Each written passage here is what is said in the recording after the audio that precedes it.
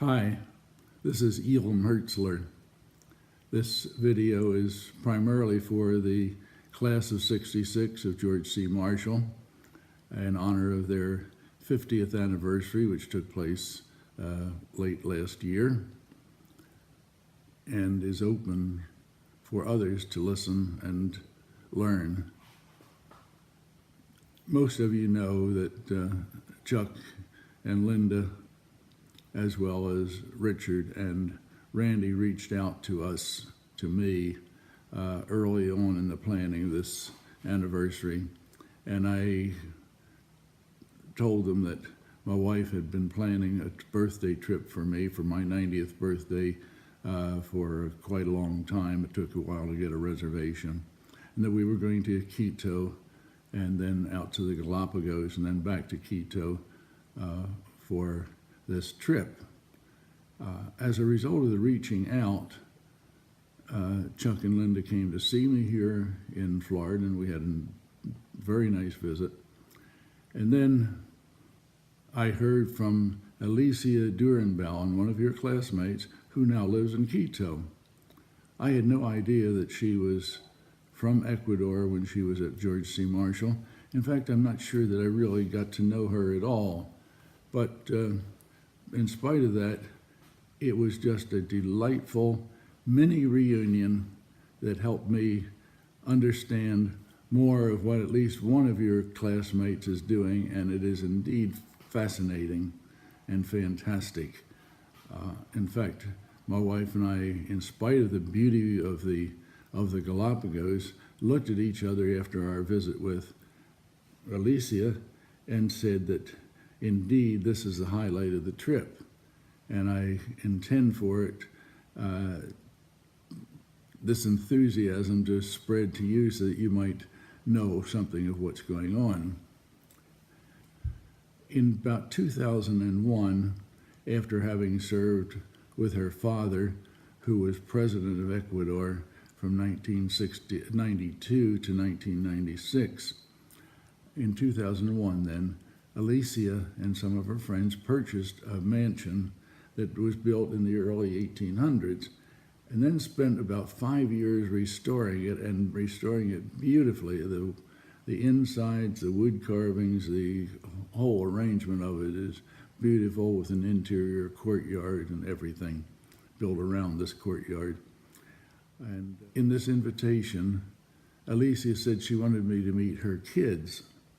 And I was fascinated to find who her kids are, not her personal children, but kids from the inner city of Old Quito, kids aged 7 to 12 who are at risk.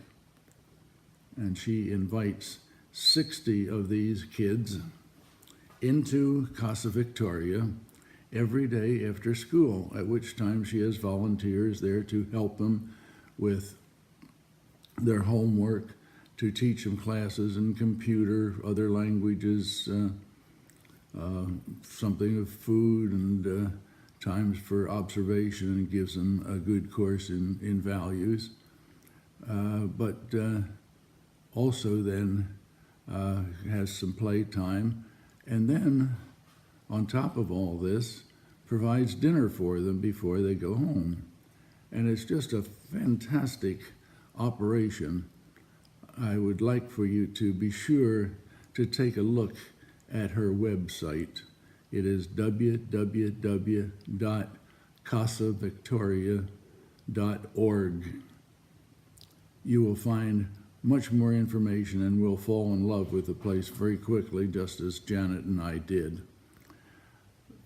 In this video, I want to show you just a few, get you to have a feel for Quito, Old Quito. So I'll show you a couple of pictures from some of the buildings in Old Quito, and then show you CasaVictoria.